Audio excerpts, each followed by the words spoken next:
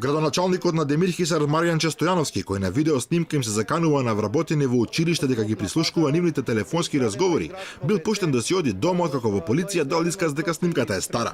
Од МВР информираа дека по насока на јавно обвинителство Битола, градоначалникот од редовите на СДСМ бил повикан на информативен разговор во полициска станица поради објавена снимка во медиумите. При тоа тој тврдел дека снимката која се појави на интернет е од протест во основното училиште Гоце Делчев во Демир Хисар, кој се случил во средината на јануари годинава. Протестот се одржал заради промена две учителки во други подрачни училишта.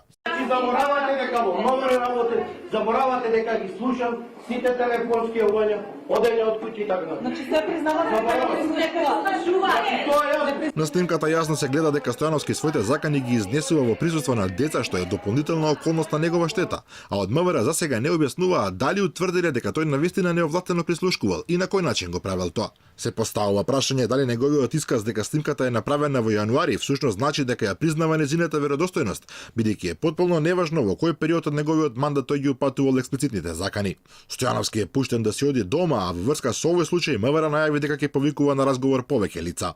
Во последниот период се редат афери поврзани со градоначалници од СДСМ кои ја згрозуваат јавноста. Градоначалникот на Ново село Боро Стојчев во јули беше фатен како шверцува огромно количество на цигари од Бугарија, заедно со членови на неговото семејство. Пред неколку дена пак учителка од Зелениково сведочеше дека градоначалникот Борче Гиевски најпрви ја навредувал, а потоа и физички ја нападнал во неговиот кабинет.